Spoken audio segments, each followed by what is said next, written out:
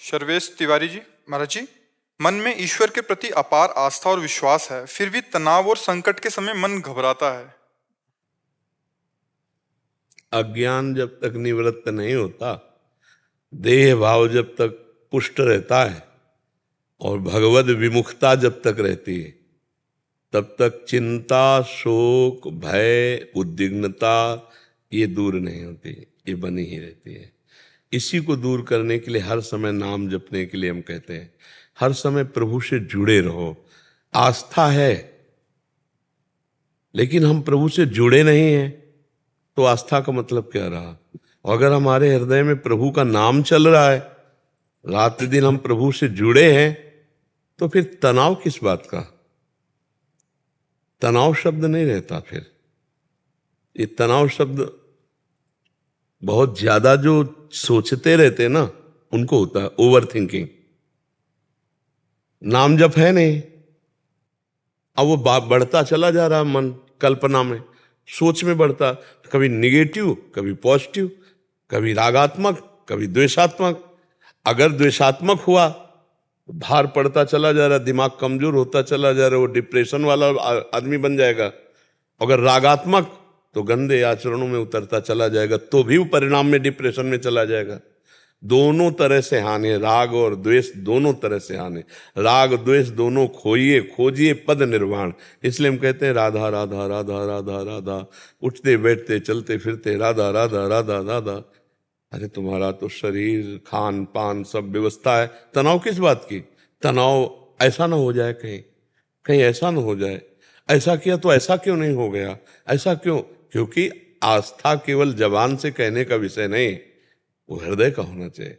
जब हृदय का विषय है तो भगवान ऐसा चाहते थे, ऐसा हो गया, भगवान जैसा चाहेंगे वैसा हो जाएगा। हम अपने कर्म से मतलब रखें, कर्मण्येवाधिकारस्ते मां फलेषु कदाचन, राधा राधा राधा राधा। मन कह रहा है ऐसा हो सकता, हाँ भगवान ऐसा करेंगे तो मंगल भवन है, कोई ना कोई मंगल विधान कर दे, हम प्रसन्न हो जाएंगे, हम आनंदित रहेंगे। अगर भगवान से जुड़े रहे, हम जुड़े नहीं हैं। जैसे लोग कहते हैं हम भक्ति करते हैं, मंदिर जाते हैं, अरे मंदिर में रात दिन बने रहो और भगवान का चिंतन नहीं, चिंतन रुपया पैसा भोगों का, तो भक्ति थोड़ी हो गई। बात समझ रहा है, बात को अंदर से समझ रहा है। और आप 1000 कोस दूर हो वृंदावन से, मंदिर से, भगवान से प्रगट में, लेकिन अंदर से चिंतन कर रहे हो, तो आप भगवान के समीप हो। चिंतन प्रधान, और चिंतन विषयों का हो रहा है, चिंतन भोगों का हो रहा है, रुपया का हो रहा है, संसार का हो रहा है। और मंदिर में बैठे हैं 1 घंटा और कह देते हैं लेकिन हमें लाभ नहीं मिल रहा।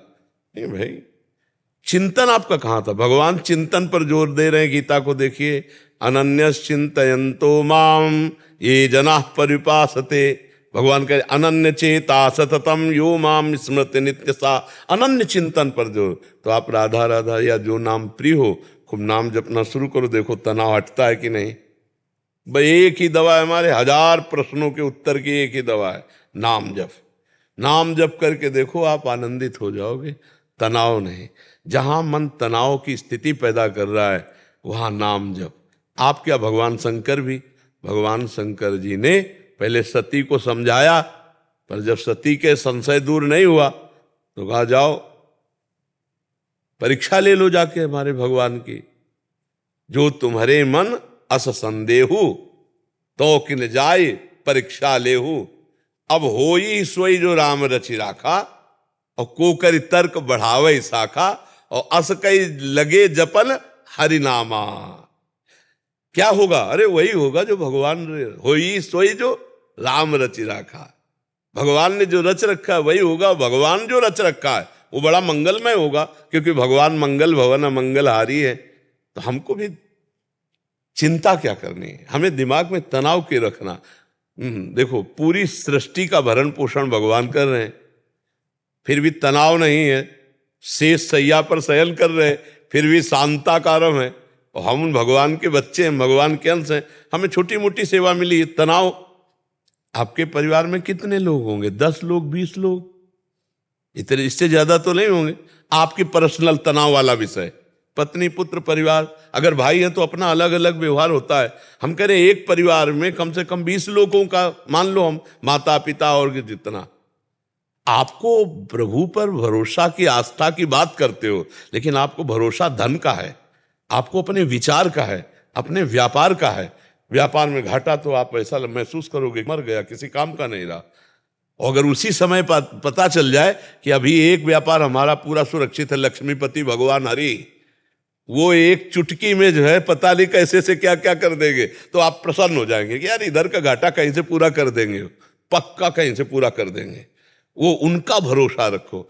अगर एक दिन भोजन नहीं मिला है तो भी निराशा मत करो, वो एक दिन उसी रसोई से हजारों को भोजन दिला देंगे। वो बहुत सामर्थ्यशाली प्रभु है। इसलिए हमें लगता है तनाव रखने की तो जरूरत है नहीं, प्रभु नाम जपने की जरूरत है, प्रभु से जुड़ने की जरूरत है, हृदय से प्रभु से जुड़ने की जरूरत है। नरेंद्र सिंह जी रतलाम से। राधा वल्लभ श्री हरिवंश। गुरुदेव भगवान, पिछले 2 सालों से YouTube के माध्यम से आपके अमूल्य वचनों को सुन रहे हैं तथा आपकी कृपा से मानसिक राधा नाम जप का प्रयास करते हैं। आपकी कृपा से 2 सालों से मांस मदिरा बिल्कुल छूट गया है। हर 5-6 महीने में यहाँ आके आपके दर्शन करके सौभाग्य प्राप्त करते हैं। यद्यपि सारे संशय लगभग दूर हो गए हैं, फिर भी एक प्रश्न है महाराज श्री, यदि किसी गुरु कृपा से ज्ञान प्राप्त हो जाए या अपने स्वरूप का बोध हो जाए तो वो साधक जागृत अवस्था में अपने स्वरूप में स्थित रहता है तथा भक्ति में वासुदेव सर्वमिति की स्थिति में रहता है। किसी ज्ञानी और भक्त की स्वप्न तथा सुषुप्ति अवस्था किसी अज्ञानी से किस प्रकार भिन्न होती है तथा जिस प्रकार स्वप्न से जागने पर स्वप्न झूठ प्रतीत होता है, परंतु ज्ञान में संसार का अस्तित्व न होने पर भी ज्ञानी का निरंतर प्रतिक्षण लय की ओर जाता दिखाई देता है।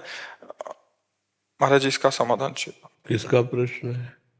हाँ, पहली बात तो है कि हम प्रश्न करते हैं, आप उत्तर दो। रसगुल्ला कैसा होता है? मीठा होता है। कितना मीठा होता है? मीठा होता है, बहुत मीठा। इसके बाद बहुत मीठा होता है, और इसके बाद बहुत मीठा कितना होता है? इसके बाद क्या उत्तर दोगे आप? नहीं, उत्तर नहीं दे सकते, नहीं, अनुभव कर सकते हैं। अनुभव। ये जो आप स्थिति की बात करते हो, ये अनिर्वचनीय स्थिति है। अनिर्वचनीय माने जिसका वर्णन नहीं किया जा सकता। गाढ़ सुषुप्ति में तमोगुण के कारण वो बोध रहित होता है अज्ञानी जीव, लेकिन गाढ़ सुषुप्ति में जैसे बोध रहित स्थिति होने पर अज्ञानी को एक आनंद की अनुभूति होती 6 घंटे बाद। आज मैं बहुत अच्छा सोया, क्योंकि सुषुप्ति में उसका कोई चिंतन नहीं हुआ संसार का। समझ रहे हो? ऐसे ही ज्ञानी पुरुष जागृत अवस्था में संसार के चिंतन से रहित और परमानंद में स्थित रहता है, सुषुप्ति की तरह। पर सुषुप्ति में जागृत अवस्था ज्ञानी की नहीं है। ज्ञानी जागृत अवस्था में सुषुप्ति की तरह है, उसे तुरीय अवस्था कहते हैं। जागृत में गाढ़ सुषुप्ति की अवस्था की तरह आनंद में डूबा हुआ है, और ऐसी स्थिति में उसके द्वारा क्रियाएं भी हो रही हैं। इतनी आश्चर्यजनक स्थिति है कि उसका वाणी से वर्णन, वो देखते हुए भी नहीं देख रहा, सुनते हुए भी नहीं सुनता, खाते हुए भी नहीं खा रहा है, क्रियाएं करते हुए भी वो क्रिया रहित है, क्रिया रहित होते हुए भी क्रिया सहित है। समझ पा रहे हो? क्रिया रहित होते हुए भी क्रिया सहित है, क्रिया सहित होते हुए भी क्रिया रहित है। वो जागृत है, पर जागृत होते हुए भी वो जागृत नहीं है। एक अलौकिक स्थिति ज्ञानी की। अब प्रेमी की जागृत स्वप्न सुसुप्ति स्फुरत में राधा पदाब्ज छटा। वो जाग रहा है तो श्री जी में प्रियालाल में, और सो रहा है तो प्रियालाल में, और स्वप्न में है तो प्रियालाल में। इन जागृत स्वप्न सुसुप्ति अवस्थाओं का उसके ऊपर कोई प्रभाव नहीं पड़ता, क्योंकि इनका प्रभाव अज्ञानी देहाभिमानी पर पड़ता है। वो हर समय अपने स्वरूप में रहता है, जैसे ज्ञानी आत्म स्वरूप में, ऐसे भक्त भाव स्वरूप में। दास स्वरूप, सखा स्वरूप, गोपी भाव का स्वरूप, सहचरी भाव का स्वरूप, ये भाव देह की प्राप्ति। उत्तम अवस्था को प्राप्त महापुरुषों में ये जागृत स्वप्न सुसुप्ति का भेद मिट जाता है। जैसे वो समाधि में है, ऐसे ही वो गाढ़ निद्रा में तमोगुण में जो सोया हुआ पुरुष है, ऐसे। अब ऐसी समाधि स्थिति में होते भी उसकी क्रियाएं हो रही। समाधि स्थिति में रहते हुए भी वो खा पी रहा, चल रहा है, जी रहा है, ये दिखाई दे रहा है, लेकिन वो कुछ नहीं कर रहा है। अब इस स्थिति को देहाभिमानी कैसे समझ सकता है? एक अनिर्वचनीय स्थिति है। इसीलिए जब तक अनुभव नहीं होगा तब तक सही माने में उसको आप नहीं समझ सकते। क्योंकि जैसे प्रेम है वो अनिर्वचनीयम, प्रेम अनिर्वचनीयम, सूक्ष्मतरम, अनुभव स्वरूपम, कामना रहितम, ये स्थिति है।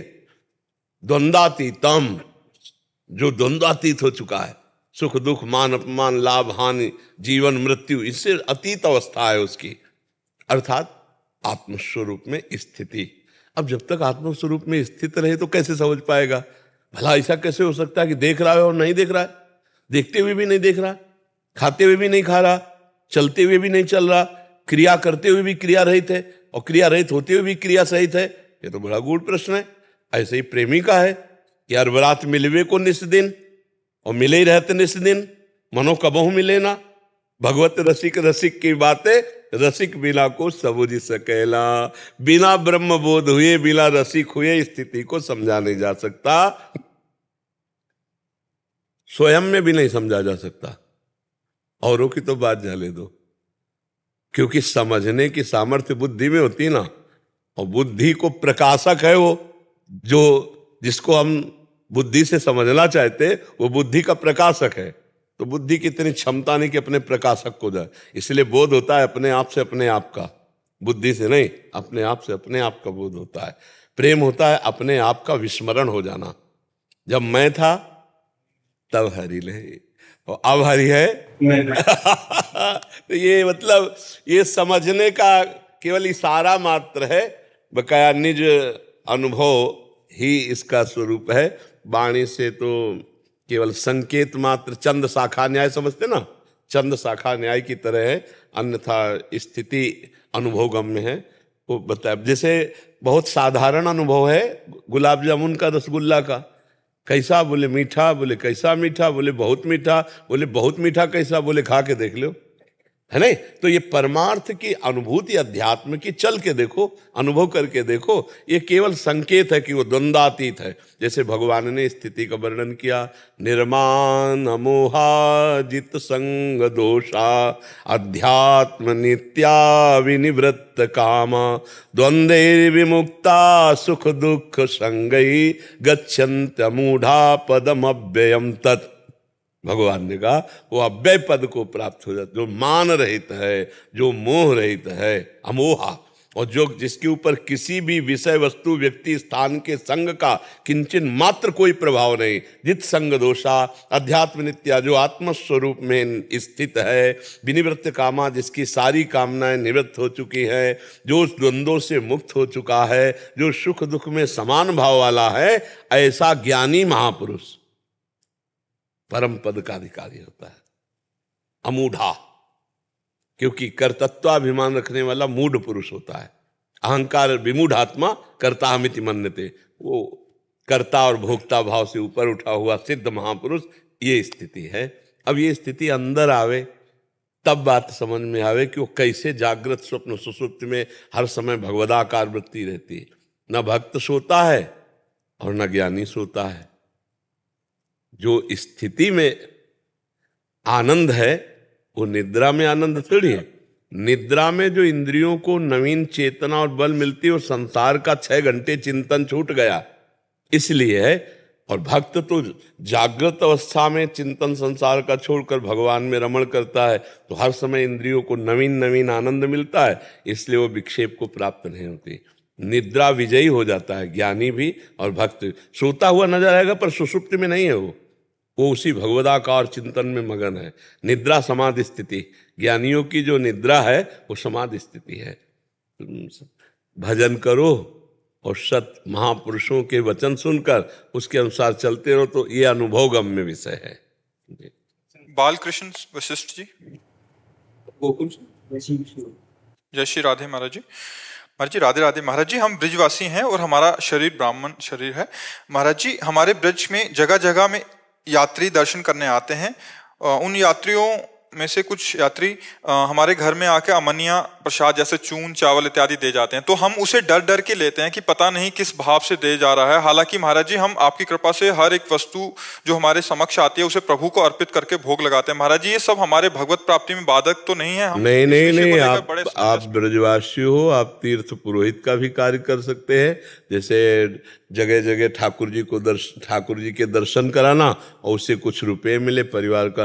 सब हमारे ब्रज में सबसे बड़ी बात यह है कि धन का एक तरह से अभाव समझिए, क्योंकि बहुत कम खेती किसी किसी के पास होगी, नहीं तो प्रायः जीवन यापन करने के लिए ठाकुर जी ही हैं।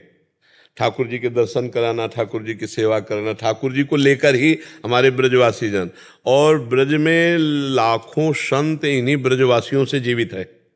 इन्हीं के उदर भरण पोषण की जो व्यवस्था इन्हीं के घरों में होती है। राधे श्याम मांगा एक रोटी, इनके घर में एक रोटी, ऐसे हजारों लाखों संत है पूरे ब्रज 84 कोस में। तो आप जैसे उपरोहित कर्म करके या फिर आपके घर में जो अमनिया आ जाता है, ठाकुर को भोग लगा देते हो, किसी एक संत को रोटी दे देते हैं, तो कभी कोई दोष आपको भगवत प्राप्ति में बाधा पहुंचा ही नहीं सकता। हम ये जरूर प्रार्थना करेंगे कि हमारे जितने भी तीर्थ में दर्शन कराने वाले ब्रज 84 कोष में हैं, बड़े भाव श्रद्धा से लोग आते हैं, उनके साथ अगर छल कपट का व्यवहार होगा तो वो फिर अश्रद्धा कर बैठेंगे, धाम के ऊपर भी और धाम वासियों के ऊपर भी।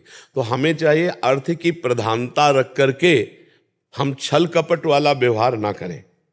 सीधी सीधी बात है कि हम 4 जगह दर्शन कराएंगे। अब हमारी जिम्मेवारी बन गई कि 4 जगह दर्शन करा के उनको सुरक्षित स्थान तक छोड़ दें, क्योंकि वो नहीं जानते तुम कहाँ लिए जा रहे हो। उनके साथ किसी भी तरह का छल ना हो, कपट ना हो, और उनको इतना विश्वास हो जाए कि अगली बार आवे तो आपके घर में आवे, वो आपसे अपनापन कर लें। अगर उनके साथ छल कपट हुआ तो धाम की भी श्रद्धा चली जाएगी और आप लोगों पर भी श्रद्धा चली जाएगी। पर हम बाहर से आने वालों को प्रार्थना करते हैं कि ये जो 150 रुपये आप देते हैं ब्रजवासियों को, तो आप निश्चित समझो जिन संतों के आप दर्शन भी नहीं कर सकते, ऐसे ऐसे संतों को रोटी देते हैं। वो जो एकांत में चुपचाप छुप कर भजन करते हैं, ब्रजवासियों के घर रोटी मांगते हैं, हजारों की संख्या में मांगते हैं, और उधर भरण पोषण होता है। 20 वर्ष अपने लोग ऐसे जिए। तो हमने देखा है कि जो सेवा कुंज निधिवन यहाँ वृंदावन में दर्शन कराने के लिए 50 रुपया 100 रुपया लेते हैं, और उनके घर में जब जाते हैं तो घी की चुपड़ी रोटी हमें देते हैं। तो सोचो वो 100 रुपया आपका कहाँ पहुंचा, एक संत के उदर में एक रोटी के रूप में। और हजार रुपया तो शराब पीने में खर्चा कर देते हैं लोग, 10 हजार लाखों रुपया होटलबाजी इधर उधर में खर्चा कर देते हैं। अगर ब्रज में आए 100-200 रुपया यहाँ के ब्रजवासियों को दे दिया और वो दर्शन कराए, तो हमें लगता है दोष दृष्टि नहीं करनी चाहिए दोनों पक्ष में। और ब्रजवासियों को चाहे कि उनकी व्यवस्था जब हमारे हाथ में आ गई कि अब हम दर्शन करा रहे हैं, तो उनकी जेब सुरक्षित रहे, उनकी चैन सुरक्षित रहे, ऐसा उनको पहले संबोधन करके ऐसा व्यवहार करे कि अगली बार वो आपसे अपने घर जैसा व्यवहार करें, तो कोई दोष नहीं है। क्योंकि यहाँ ब्रज में जीवन यापन के ठाकुर ही सब कुछ है।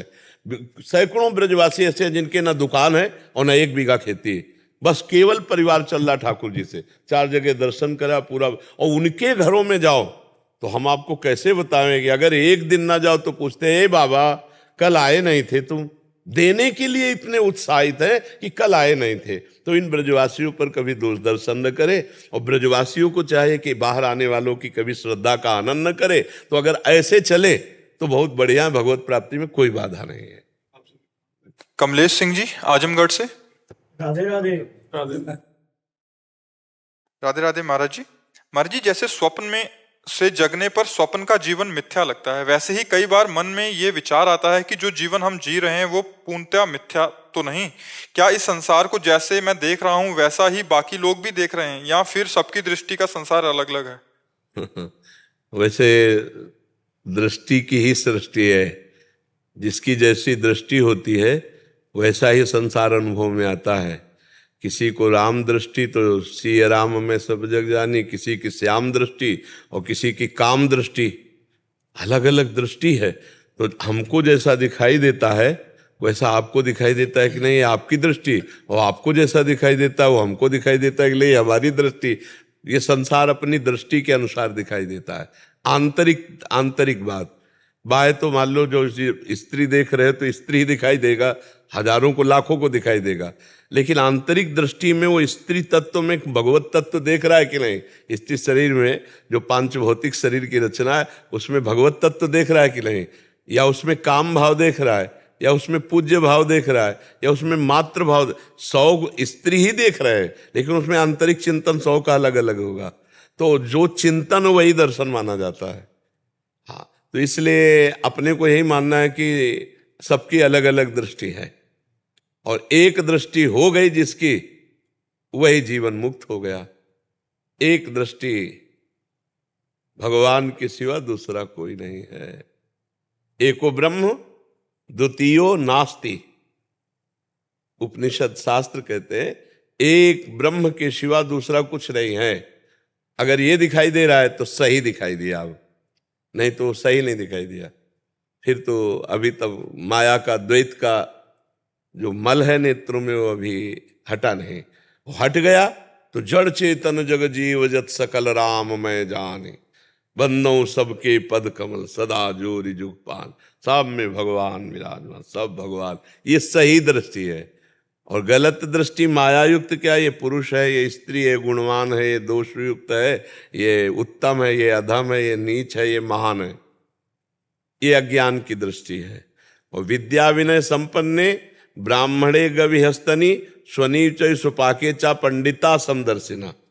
ये पंडित की दृष्टि, पंडित माने होता ज्ञानी, ये ज्ञानी की दृष्टि है जो विद्या विनय संपन्न में और गाय में, हाथी में, कुत्ते में, चांडाल में एक ही तत्व को देखता है, वो ज्ञानी है। और जो अलग अलग देखता है वो अज्ञानी है। जो सब में एक भगवान को देखता है वही सच्ची दृष्टि है। जो अलग अलग भेद दृष्टि, नानात्व दृष्टि, यही अज्ञान की दृष्टि है। वैसे हम ये कहना चाहेंगे कि मिथ्या केवल हमारी अभी की मान्यता है, कुछ मिथ्या नहीं है। जैसे कहा जाता है ना शरीर मिथ्या है, नहीं नहीं, पंचभूतों से रचित है तो पंचभूत अपने अपने तत्व में मिल गए और वो अपने अपने तत्व में मिल गए। और जब आप देखो तो सब जाके ब्रह्म में मिल गए, तो ब्रह्म स्वरूप अब भी है। इसलिए सर्वम खलमिदम ब्रह्म। पर पहले वैराग्य धारण करने के लिए पहले दो पद्धतियां स्वीकार की जाती हैं, एक नहीं और एक है। व्यतिरेक और अन्वय। तो ये नहीं है, ये नहीं है, ये नहीं है, तो जहां हम है में पहुंचे तब फिर जब देखेंगे तो सब वही है। एक भी चीज नाशवान नहीं है। अब वो सब नाशवान है नहीं, अशाश्वतम भगवान कह रहे नाशवान है।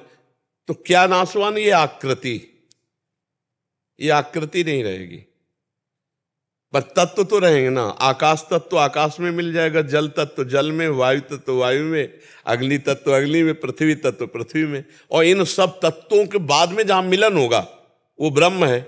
ब्रह्म से प्रकट हुआ, ब्रह्म में ही लीन हो गया, तो सब ब्रह्म ही है। ब्रह्म के सिवा कुछ नहीं है।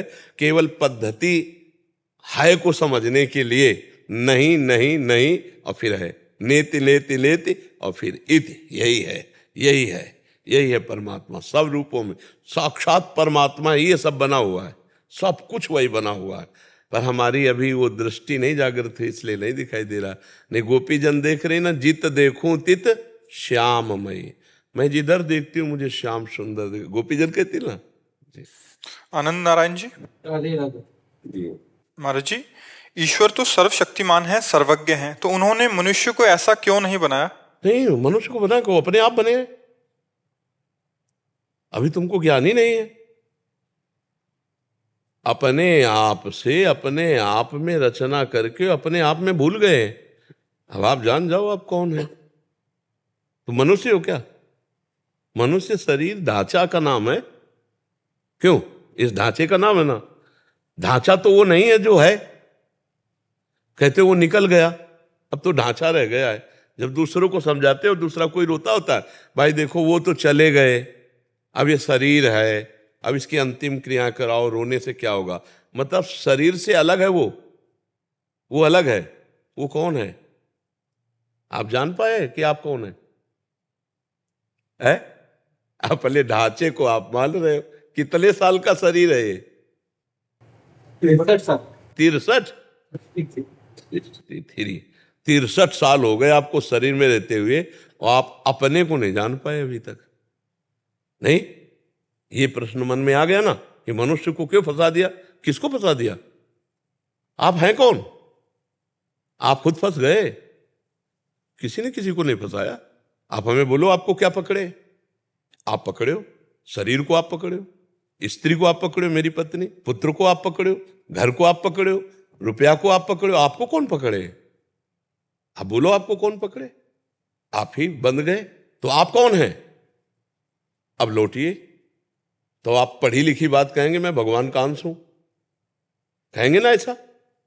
अगर आप थोड़ा भी शास्त्र पढ़े हैं तो ईश्वर अंश, जीव अविनाशी, रामायण, गीता, ममैवांशो जीव लोके जीव भूता सनातना। जीव कौन है? ममैवांशो, भगवान का अंश। तो अब एक चम्मच गंगा जल लो तो क्या बोलोगे? गंगा जल तो बोलोगे।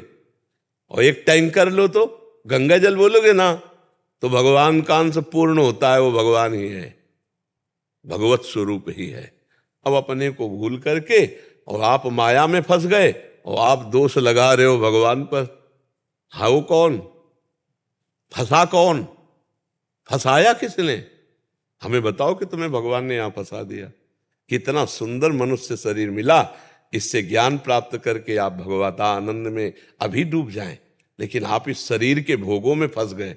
आप फंसे हैं। आपको भगवान ने कहा कि आप ये कर्म करो, आप ये भोग भोगो, आप ऐसा करो। आप अपनी इच्छाओं में फंसते चले गए। इच्छा रहित हो जाओ, आप भगवान के स्वरूप हो। इच्छा रहित केवल आपको होना है। इच्छा रहित हो जाओ, आप भगवत स्वरूप हो, और आप कोई नहीं हो। आप ये ढांचा नहीं हो। जो हाथ जोड़े बैठा है ढांचा नहीं है। आप वही हो, वही जाजुल्यमान। देखो, इसमें बिजली है, इसमें बिजली है, इसमें बिजली है, और बड़े बड़े कारखानों में बिजली है। बिजली तो वही है, यंत्र के अनुसार काम कर रही। ठंडी हवा, गरम हीटर, ये सब ये यंत्रों का प्रभाव, बिजली का नहीं। बिजली तो पावर है। ऐसे ही बुरा आदमी, अच्छा आदमी, बुरे आचरण, गलत आचरण, ये माइंड, यंत्र की रचना। तत्व तो वही है जो पावर दे रहा है, वो एक ही तत्व है, परमात्मा, दूसरा नहीं। और जी आपकी बात ये मतलब सुन तो ली, समझ भी धीरे धीरे आ रही, पर उसका अनुभव कैसे हो? भजन, इसीलिए तो भजन कहा गया है।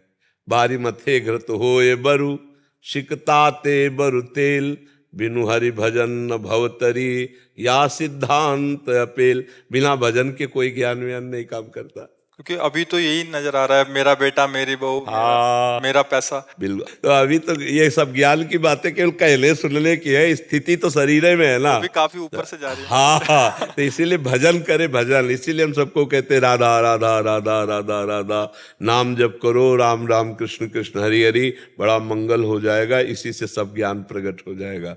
आप भगवान पर दोष ना करिए कि उन्होंने हमें फंसा दिया। तो तुम कौन हो? बात समझना पड़ेगा। ओ, क्यों तुमसे दुश्मनी है भगवान की फंसा देंगे? हमें बताओ, कितना बढ़िया व्यवस्था की है भगवान ने। हम लोगों को कितनी बढ़िया सुंदर मनुष्य दे दी है, कितनी सुंदर व्यवस्था की कि यदि हम चाहें तो अच्छे राह पर चलकर आनंदमय ये जीवन व्यतीत करके और अंत में हम भगवान को प्राप्त हो जाए। भगवान की देखो, अगर रसोई यहां है तो शौचालय भी साइड में है।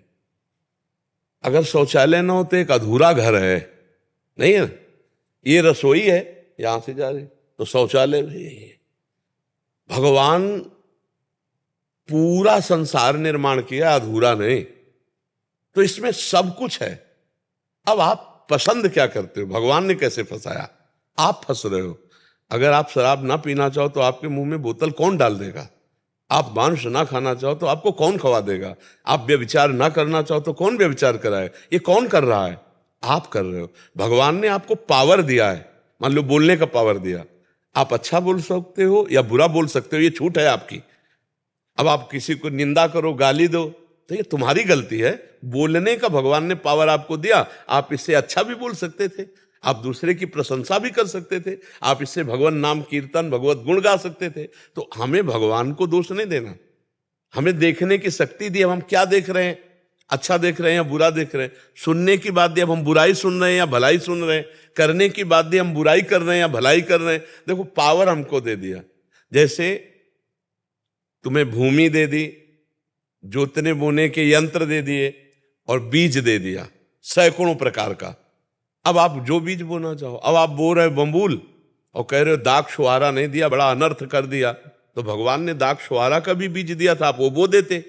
ऐसे ही आप चाहते सुख हो और करते पाप हो, तो आपको सुख कैसे? पाप रूपी वृक्ष में दुख रूपी फल लगता है, विपत्ति रूपी फल लगता है, और पुण्य रूपी फल उसका जब आएगा तो सुख लगेगा। आनंद मिलेगा। तो आप आनंद के मार्ग में चलो तो अभी आनंद मिल जाए। अब बुरे मार्ग में चलोगे, बोले भगवान सर्वशक्तिशाली थे, फिर उन्होंने ऐसा नहीं। भगवान ने नरक भी बनाया है और भगवान ने स्वर्ग भी बनाया है। भगवान ने अच्छाई भी बनाई है, बुराई भी बनाई, और दोनों का आपको ज्ञान है कि ये अच्छा है ये बुरा है, तो आप बुरा ना करो, अच्छे मार्ग में चलो, आनंद हो जाएगा। भगवान कहाँ बांधे हुए हैं?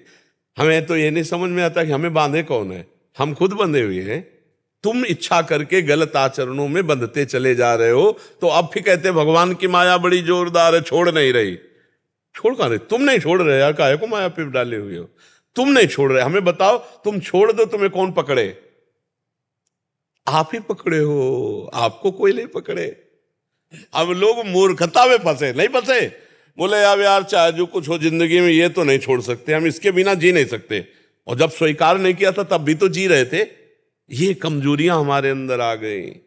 यही भगवान की माया का दोष हम दे देते हैं कि ये भगवान की माया है। माँ माने नहीं या माने जो, जो है नहीं उसको हम दोष दे रहे हैं, और हम ही गलती करके फंसते हैं। क्यों भैया? कहीं भगवान दोषी नजर आते हैं क्या? आप हमें बता दो। इतना सुंदर आपको नेत्र दिए, कान दिए, नाक दिए, हाथ दिए, पैर दिए, कितने कृपालु हैं भगवान। और हमको अवसर दिया कि हम भजन करके भगवान को प्राप्त करें, और हम भूल गए संसार के भोगों में। अब इसमें भगवान का क्या दोष है? हमें तो नहीं लगता प्यारे भगवान का कोई दोष है। हमारे दोष हैं। अब हम उनसे क्षमा याचना करके भजन करें, अब ये आनंद आ जाएगा। भजन करो, भजन करने से ही परमानंद की प्राप्ति होगी। नाम जप करते हो? थोड़ा बहुत।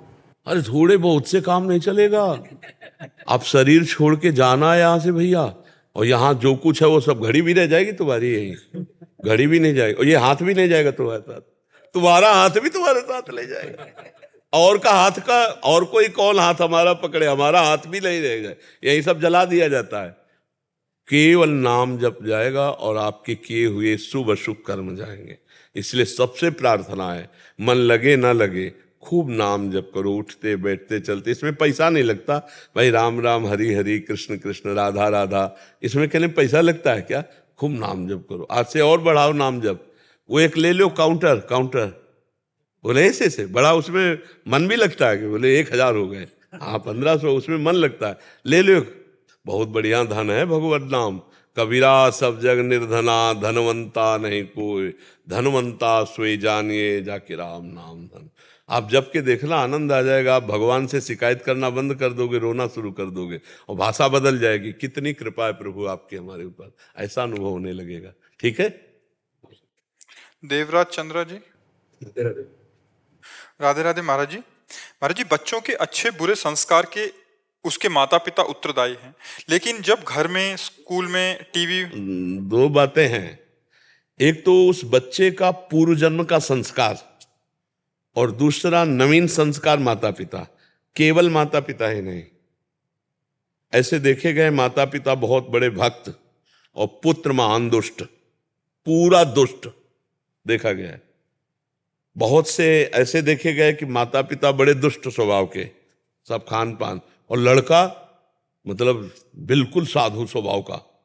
तो कई विपरीतताएं देखी जाती हैं। इसलिए हमने बोला कि पूर्व जन्म का संस्कार और माता पिता का शिक्षण, ये संस्कारों में आता है। पूर्व जन्म का संस्कार बहुत जोर का होता है, बहुत जोर का होता है। तो माता पिता का बहुत प्रयास होने पर भी यदि सफलता ना प्राप्त हो तो उसे पूर्व संस्कार समझना चाहिए।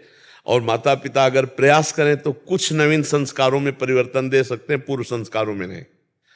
पूर्व संस्कार धूर्त या उज्जवल दोनों प्रकार के होते हैं, कुमति या सुमति के। अगर कुमति के हुए तो लाख कोशिश कर लो, आप परिवर्तन नहीं कर सकते, और सुमति के हुए तो थोड़ा सा सहारा देने पर भी वो आगे बढ़ता चला जाएगा। तो क्या कहना चाहते हैं आप? हमें कितना, कहाँ तक प्रयास करना चाहिए? अभी शायद इसका उत्तर अभी मिल गया कि हम एक प्रयास कर रहे हैं, इसके बाद अगर हम असफल हैं तो समझते हैं पूर्व जन्म का संस्कार, इसको विवश करके सुनो। भरत भावी प्रबल बिलखि कहो मुनिनाथ, हानि लाभ जीवन मरण जस अपजस विध्यान। एक हम उसको 1 बार 2 बार 3 बार 4 बार समझाते चले जा रहे हैं, फिर भी नहीं समझ रहा है। अब उसको भोगना है, अब उसको अपनी गति भोगनी, इसलिए वो आपके उपदेश नहीं मानेगा, वो अपने मनमानी आचरण करेगा। पूर्व संस्कार बहुत प्रबल होते हैं, विनाशकारी होते हैं। देखो भगवान श्री कृष्ण धृतराष्ट्र को भी समझा रहे हैं, दुर्योधन को भी समझा रहे हैं, कर्ण को भी समझा रहे हैं, लेकिन तीनों की समझ में आते हुए भी कुछ नहीं आ रहा। जो कह रहा है कि धर्म में प्रवृत्ति ले, तो भगवान भी दूत बन के गए, नहीं समझ में आया। तो माता पिता को ये, इसीलिए हम बीच में बोल पड़े थे कि उनको ध्यान रखना चाहिए कि पूर्व जन्म का आया हुआ जीव है, इसके क्या कर्म हैं। अगर वो आपकी बात नहीं मान रहा तो ज्यादा गुस्सा होने की जरूरत नहीं है। उसका पूर्व कर्म उसको नष्ट करेगा, उसको ले जा रहा है। आप केवल आपका भी कर्म है उसके संयोग से, तो आप दुखी या सुखी हो सकते हैं।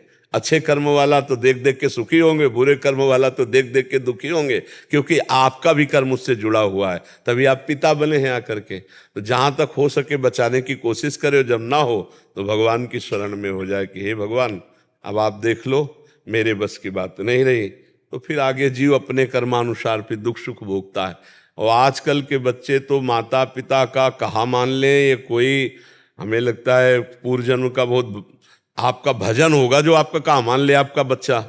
नहीं तो बड़े उद्दंड स्वभाव हो रहे हैं, जबकि विद्या से विनय आती है। तो डिग्रियां हैं लेकिन उद्दंडता बहुत है। ऐसे उत्तर दे देते हैं उद्दंडता पूर्वक, जहां मात पिता प्रभु गुरु के वाणी बिनहि विचार करी शुभ जानी, जहां प्रातः काल उठ के रघुनाथा मात पिता गुरु नावे। अब वो सब धर्म, कौन बेटा अपने माता पिता के चरणों में मस्तक रखता है? कोई बिरला ही होगा, नहीं तो चरणों में रखने की तो बात ही खत्म हो गई है। अब वो मोबाइल में देख रहे हैं, देखो आप अपना पढ़ाई का कार्य देखो, आप क्या गेम देख रहे हो, क्या ऐसे वो उल्टा जवाब दे देंगे, उनको डांट देंगे, अपने माता पिता को डांट देंगे।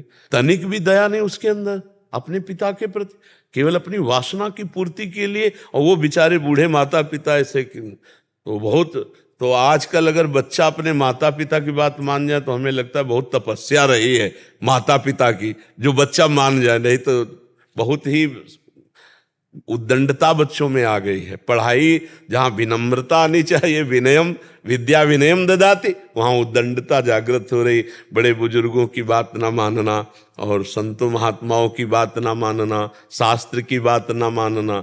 अब ये तो आज भगवान की असीम कृपा है कि हमारे नौजवान भाई कुछ हमारी बातें सुन रहे हैं और मान रहे हैं, ये हम भगवान की बड़ी कृपा मान रहे हैं। नहीं तो अपने बाप की नहीं मानते, हमारी क्या मान जाएंगे? हम तो बाबा जी हमारी बात क्या मान जाएंगे, अपने बाप की नहीं मानते। ये तो भगवान की कृपा कहो कि मान रहे हैं। तो जहां तक हो सके तहां तक अंतिम श्वास तक अपना प्रयास करना चाहिए। फिर जब हार हाथ में आ जाए तो समझना चाहिए इसका प्रारब्ध भोग यही है। प्रयास तो हमने बहुत किया, माता पिता प्रयास ही कर सकते, इसके आगे नहीं कर सकते। माहौल भी घर में ऐसे ही रहता है महाराज जी कि मोबाइल हो कि स्कूल भी हो, तो हर जगह भोगवादी सिखाया जाए। बच्चों को अच्छे स्कूल में भी डाले हैं, वहां भी भोगना भोग ही सिखा रहे हैं। हमको ये लगता है हमारा जो परिश्रम है वो व्यर्थ जा रहा है। क्योंकि देखो आधुनिक पढ़ाई में तो प्रवीण आपको मिल जाएंगे, लेकिन अध्यात्म शून्य मिलेंगे। टीचर भी बहुत से ऐसे हैं जो अध्यात्म शून्य वासनाओं के कीड़े हैं। खुल जाती है तो पकड़ में आ जाता है कि वहां का प्रिंसिपल पकड़ा गया, वहां का मास्टर पकड़ा गया। क्यों? बड़े प्रवीण हैं लौकिक विद्या में, लेकिन अध्यात्म विद्या ही काम क्रोध आदि को वश में कर सकती, लौकिकी विद्या थोड़ी कर सकती है। ये आधुनिक पढ़ाई काम क्रोध आदि को बढ़ावा दे सकती है, लेकिन उसको शासन में लेने के लिए अध्यात्म विद्या चाहिए। बाहरी शत्रु को हम बाहर गोली से मार सकते हैं, लेकिन आंतरिक शत्रु को अध्यात्म से ही मार सकते हैं। तो आजकल के टीचर अध्यात्म विहीन जो हैं, उनसे संभावना नहीं है कि बच्चों के संस्कार या अच्छे चरित्र की नहीं संभावना है। जो अध्यात्म से जुड़े हुए टीचर हैं वही हमारे बच्चों को, जिनको अध्यात्म का शास्त्र का ज्ञान ही नहीं है, तो फिर वो ब्रह्मचर्य एक बहुत बड़ी नींव है। चाहे गृहस्थ में जाना हो या अध्यात्म में चलना हो, दोनों मार्ग के लिए ब्रह्मचर्य जरूरी है। तो ऐसे गंदे आचरण सिखाने वाली पढ़ाई, गंदे आचरण सिखाने वाले डॉक्टर, हमारे बच्चों की नवीन पीढ़ी बहुत बुरी तरह गिरती चली जा रही। कई ऐसे जैसे हस्तक्रिया आदि ऐसे शिकार हो रहे हैं नए नए बच्चे, जिनसे वो परमार्थ विहीन हो रहे हैं। और खुल करके तो अब चलने लगा बॉयफ्रेंड गर्लफ्रेंड, ये सब चलने लगा। इससे क्या होगा? वैसे ही इंद्रिय और मन काबू में नहीं थे, अब ये और छूट हो गई कि तुम जहां राजी हो, तुम राजी हो तो तुम्हें कोई बोल नहीं सकता। इतने पढ़े लिखे बुद्धिमान बच्चे और ऐसे मार्गों में जा रहे हैं कि अगर उनको रोकना चाहो तो आप रोक नहीं सकते। अच्छा, रोकने के लिए यही सब है? अच्छा, अपने तो हाथ जोड़ के समझा सकते हैं, तो जो मदान्ध बच्चे हैं वो ये भाषा थोड़ी समझते हैं। अब माता पिता हर समय बच्चे के साथ थोड़ी है। अब बच्चे स्कूल जा रहे हैं, पैसा ले रहे फीस के लिए या स्कूल के लिए, और मनमानी इधर उधर। तो हमें लगता है कि अगर माता पिता प्रयास करें और गुरु टीचर प्रयास करें और उनको वातावरण थोड़ा आध्यात्मिक मिले तो ही बदल सकते हैं, अन्यथा नहीं। महाराज जी, एक निवेदन है आपसे। गोस्वामी जी लिखे हैं, मात पिता बालक न बुला। उधर आजकल तो पिता नहीं पिवा साधन शंकर बाबा जिनके यह आचरण भवानी के जानो निश्चर संप्राणी। हाँ, पर बदला जा सकता है, अध्यात्म से बदला जा सकता है। घोर व्यभिचारी वैश्यागामी हिंसक भी महात्मा बन गए, संतों के संग से बल गए, नहीं बल गए। तो हमें निराश तो होना नहीं है, अंतिम श्वास तक बदलने का प्रयास करना है। आप पूछ रहे थे कि कहाँ तक? अंतिम श्वास तक। जब तक हमारा जीवन है हम प्रयास करते रहेंगे, और बच्चा ना सुधरे भगवान जाने और बच्चे का कर्म जाने, पर पिता हैं तो अंतिम श्वास तक उसे बचाने की कोशिश करेंगे, अंतिम श्वास तक उसका सहयोग करेंगे। वो भले गाली दे के चला जाए, पर हमको खबर मिलेगी तो हम उसका सहयोग ही करेंगे। ऐसा माता पिता का भाव होना चाहिए। और फिर अगर वो नहीं तो फिर उसका प्रारब्ध भोगो तो भोगना ही पड़ेगा जी। पंडित श्री सतवीर सत्यानंद जी, शत शत नमन महाराज जी। महाराज जी, मैं 37 वर्षों से सदगुरु कृपा से भगवान शिव आराधना में संलग्न हूँ, परंतु जब मैं शिव मानस पूजा से स्तुति करता हूँ तो मुझे यहाँ आकर शंका हो जाती है। उसमें एक लाइन आती है, यदक्त करोमि तदखिलम शंभो तवाराधनम। इनका भाव यह है कि मतलब हर एक कार्य, मतलब जो भी हम करता हूँ वो शिव आराधना कैसे हो सकता है? कह रहे हमें लगता है कि कुछ तो हो सकता है, कुछ नहीं। इसमें आपको ये समझना है कि कुछ तो हो सकता है, कुछ नहीं हो सकता है। ये उसकी बात कर रहे जो अज्ञानी जीव भगवान से विमुख है, क्योंकि उसके द्वारा अहम से होते हैं, तो अहम के कारण कुछ पापाचरण होते हैं और कुछ पुण्याचरण होते हैं। लेकिन यहाँ जो स्तोत्र का भाव है वो शिव समर्पित है। शिव समर्पित का शरीर भी भगवान को समर्पित है, मन भी भगवान को समर्पित है और स्वयं भी समर्पित है। तो उसके द्वारा जितने आचरण हो रहे हैं, देखो यहाँ तो तुम शिव आराधना पर कर रहे हो। देवर्षि नारद जी ने एक भक्ति का सूत्र गायन किया कि भक्ति का स्वरूप क्या है? बोले तदर्पिता अखिलाचारिता तद्विस्मरणेन परम व्याकुलतेन। अखिलाचारिता का मतलब समझते हो आप? समस्त आचरण, समझते हो? गीता जी में भगवान आदेश कर रहे हैं, ये तो सर्वाणि कर्माणि मयि सन्न्यस्य मत्पराः अनन्ये नैव योगेन माम ध्यान्ति उपासते। ये तो सर्वाणि कर्माणि का मतलब समझ रहे हो ना? नहीं समझ रहे हो? सर्वाणि कर्माणि है ना, सर्वाणि कर्माणि तदर्पिता अखिलाचारिता कर्म करोमि तदखिलम संभो द्वारा बात कर्म करोमि। वहां पर यद्यत सत्कर्म करोमि सत्कर्म तो पूजा। आप इसमें भाव समझना, वो संभो तवाराधन करने वाला है ना, तो वो तत् कहे या न कहे, यद्यत कर्म करो, जो मैं कर्म कर रहा हूं वो आपकी आराधना बन जाए, क्योंकि वो शिव का समर्पित है, तभी माना जाएगा। शिव भक्त तभी तो होता महाराज, मतलब जैसे हम मतलब कार्य करते हैं जी, और करने में लगे हैं, समर्पित नहीं हो पाए। नहीं, ये बात हमारी समझना होगा कि जब तक करता है, कर्ता अगर बकाया है तो उसके द्वारा अपराध बनते हैं। और साधना का स्वरूप है कर्तृत्व भाव भगवान में समर्पित करना, अहम को भगवान में समर्पित करना। तन वांग मनोभिर अमलई सोहम तवई वाश्रिता। भक्त का स्वरूप क्या जानते हो? तनु वांग मनोभिर अमलई सोहम तवई वाश्रिता। शरणागति अगर नहीं तो फिर आराधना किस बात की? और ये शरणागति है, तनु वांग मनोभिर। तो अगर आप अपने को अभी ये मान रहे हैं कि मैं कर्म करता हूं, तो आपके ऊपर शासन लगता है। तस्मात् शास्त्रम प्रमाणम ते कार्याकार्यो व्यवस्थित हो। आप शास्त्र के अनुसार कर्म करें। अब शास्त्र के अनुसार जो कर्म होगा तत्कर्म होगा या स्वकर्म होगा? विचार कर, वो स्ववासना से युक्त होगा या शास्त्र सम्मत होगा? तो वो शिव अर्पित हुआ कि नहीं हुआ? तो उसमें आप कैसे भेद डाल सकते हैं कि कुछ अर्पित करेंगे कुछ नहीं? गीता जी में आपने पढ़ा है यत करोषि। मैंने यही कहा था कि यद्यत सत्कर्म करोमित शिवा तो आराधनम, भगवान जी सत्कर्म आपके आराधना है, अगर जो मेरे से गलत कर्म करते हैं मैं आपकी आराधना उसको कैसे मान? गलत कर्म हो कैसे सकते हैं? जैसे हम चल रहे हैं, जी। चीता मर गया और कुछ हो गया, उसका प्रारब्ध है, हमारे द्वारा किया हुआ कर्म नहीं है वो हमारे द्वारा किया कर्म नहीं। किया कर्म तब माना जाता है जब हम किसी चीटे पे जान के पैर रखेंगे, हमारी चेष्टा नहीं। ऐसे तो हमारी श्वासों से बहुत से जीवों की हत्या हो रही। जानबूझ करके भी मार देते हैं, जैसे मच्छर आया तो वो भक्त नहीं है। हम अगर मच्छर बैठा हुआ है तो उसे धीरे से उड़ाएंगे, हम उसकी हत्या नहीं करेंगे। अब जानबूझकर भी अगर हत्या होती है तो मन वचन कर्म से हम भगवान की शरण में हैं और भगवान उन अपराधों का क्षमापन, पापोहम पाप कर्मा हम श्लोक आदि के नहीं क्षमापन के, तो वो क्षमापन के भी श्लोक तो कहे जाते हैं। और फिर स्तोत्र के एक एक अक्षर में अगर त्रुटि हो जाए मात्रा में, उसके लिए यदक्षरम पदम भ्रष्टम मात्रा हीनम चेत भवेत।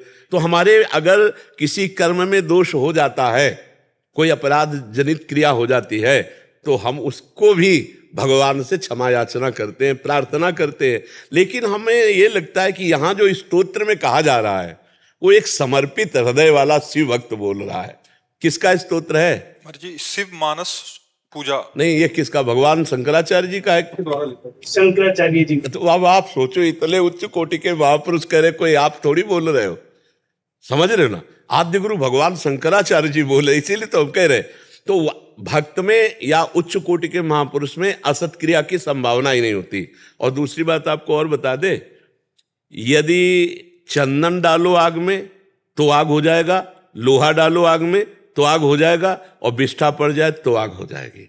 अगर आप ऐसे हो जाओ, देखो शरणागत और ब्रह्मबोध संपन्न महापुरुष, अगर पूरी सृष्टि का विनाश हो जाए तो भी उसके द्वारा अपराध नहीं माना जाएगा, क्योंकि वो भगवान में पूर्ण तन्मय और वो स्वरूप में स्थित। अर्जुन जी को भगवान ने यही समझाया है कि तुम अपना मन बुद्धि मेरे में स्थित कर दो, इसके बाद मैं हूं अहम तो हम सर्व पापे भ्यो मोक्षयिष्यामि मा शुचा सर्वधर्मान परित्यज्य मामेकम और मय्येव मनाधत्स्व मयि बुद्धिम निवेशय। तो निवसत से तू कहां रहेगा? तू मेरे में रहेगा। तो वहां गुरुजनों को मार रहे हैं, तो हम थोड़ा उठें, इस कर्म प्रपंच से उठकर थोड़ा भगवत शरणागति और आत्मबोध की तरफ समझे, तो हमारे अंदर ये प्रश्न ही नहीं रह जाएगा। एक सिद्धांत में आता है, गुण तुम्हार समुझे निज दोषा, जेहि सब भांति तुम्हार भरोसा। आप सिद्धांत इसको पकड़ रहे हैं। इसी सिद्धांत से जब भक्त आगे बढ़ता है तो गुण दोष दोनों से परे हो जाता है। सुनो तात मायाकृत गुण और दोष अनेक, गुण या उभय ले देखी देखी सो अविवेक। वो ऐसे हो जाता है और कहता अगर जबान से निकलेगा तो हे श्री कृष्ण आपकी वाणी, हाथ से जो कर्म होंगे हे श्री कृष्ण आपके, क्योंकि हाथ ये अंतःकरण ये आंख ये कान सब आपको समर्पित हो चुके हैं। स्तोत्राण सर्वागिरो, वाणी जो निकलेगी वो सब आपका स्तोत्र होगा, और जो भी कर्म होंगे वो सब आपकी उपासना बन जाएगी। उसी भाव को तो आद्य गुरु भगवान शंकराचार्य जी कह रहे हैं, हमसे जो कर्म इस शरीर से बनेंगे। अब वो समझाने के लिए कह रहे हैं, अब हम नहीं रह गया, मैं नहीं रह गया, दोनों का मैं लीन हो जाता है। जो उस कोटि तक जाने के लिए हमने यद्यत सत्कर्म करोमि तत्क्षरम संभव आराधनम, सत्कर्म को ही आपकी आराधना माना है। हम ये कह रहे हैं नहीं, असत उपासना से असत हो ही नहीं सकता। जैसे सूर्य प्रकाशित हो गए तो अंधकार की चर्चा ही नहीं है। आप असत की सत्ता क्यों पकड़े हुए हैं? ना सतो विद्यते भाव ना भाव विद्यते सत्ता, आप क्यों पकड़े हुए? बात तो यही है ना। हमारी बात जो बार बार हम आपको समझा रहे हैं, इस जिसकी सत्ता नहीं उसको इतना जोर से क्यों पकड़े? उसकी सत्ता है क्या? ना सतो विद्यते भाव।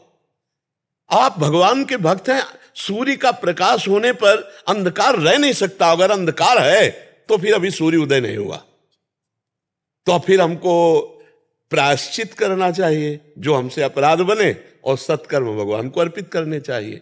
पर ये उच्च कोटि के महापुरुष की स्थिति जहां तवार्चनम है, वो भगवान शंकराचार्य जी बोल रहे, आप अपनी स्थिति से उस बात को नहीं समझ पा रहे महाराज जी वो पूरा जो श्लोक है ना उसमें शरणागति का बहुत सुंदर वर्णन है। एक दो लाइन है महाराज जी, वो कह रहे हैं हे शंभो आप मेरी आत्मा है, माँ भवानी मेरी बुद्धि है, मेरी इंद्रियां आपके गण हैं एवं मेरा शरीर आपका ग्रह है, संपूर्ण विषय भोग की रचना आपकी ही पूजा है, मेरी निद्रा की स्थिति समाधि स्थिति है, मेरा चलना आपकी परिक्रमा है, मेरे शब्द आपके स्रोत हैं, वास्तव में मैं जो भी करता हूं वो सब आपकी आराधना है। बिल्कुल बहुत उच्च कोटि की स्थिति है। तो आदि गुरु भगवान शंकराचार्य जी आप मैंने पुष्प आपको कल अर्पित किया था जो मानव जीवन का लक्ष्य के रूप में, जी जी और छोटा सा विश्व के लिए हम कोई अगर गलती हो गई तो हमें बुला करके सीधा कर दो। हाँ अभी उसका समय तो नहीं मिला कि हम उसका स्वाध्याय करें, एक बार उसे देखेंगे फिर आपकी चर्चा करें। उसमें मैं आपका हाँ और पहली बात तो आप ये समझ लीजिए कि आप ये जो कर्ता बने हुए हैं इसको थोड़ा आप मिटाने की कोशिश कीजिए। ये आप कर्तृत्व भाव में बहुत अधिक लिप्त हैं। आपसे कराया गया है, आप इस पर आइए, अभी सुखी होना शुरू हो जाएंगे। आप कोई व्याख्या नहीं कर सकते, आप कोई किसी भी ग्रंथ को प्रकाशित नहीं कर सकते, आपसे कराया गया है। फिर आपको परेशानी क्या है? समस्या जब हम कर्ता होते हैं तो उसमें प्रशंसा या दोष ये दोनों बातें, और जब हमसे कराया गया है तो हम दहाड़ के बोलते हैं, बोले ये गलत है, वो आप देख लो गलत है, मुझसे कहला दिया गया आप देख लेना, किसी भी शास्त्र में देख और ढूंढ लेना, कहीं ना कहीं आपको मिल जाएगा। क्यों? हमें पता है मैं नहीं बोल रहा हूं, मेरे अंदर से बैठा हुआ प्रभु बोल रहा है, और जब प्रभु बोल रहा है तो हर शास्त्र प्रभु के हैं, आप लिख लो। तो थोड़ा कर्तृत्व भाव पर मिट्टी डालने की कोशिश कीजिए और उसको घुमा के लाइए कि भगवान शंकर की प्रेरणा, गुरुदेव की प्रेरणा, हरि की प्रेरणा से ऐसा वो हुआ, और अगर कोई सुधार की जरूरत हो तो प्रभु बता देना। कर्तृत्व भाव को हटाने की कोशिश कीजिए। ये कर्तृत्व और भोक्तत्व भाव में विमूढ़ता छुपी रहती है। ये मतलब थोड़ा आप समझना, अहंकार विमूढ़ आत्मा करता हमिति मन्यते, मैंने ऐसा किया है, मैं ऐसा कर सकता हूं, मैं ये करूंगा, इससे ऊपर उठिए थोड़ा। आप समझ पा रहे हैं? समझ जी। राधा राधा राधा राधा राधा राधा राधा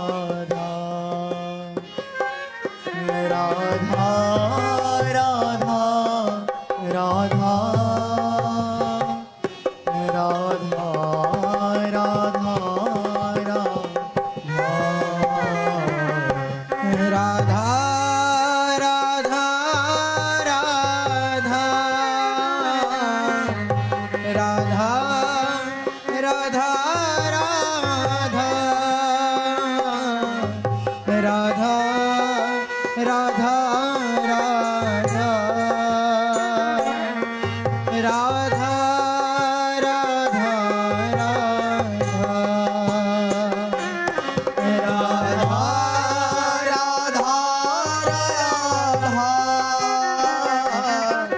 राधा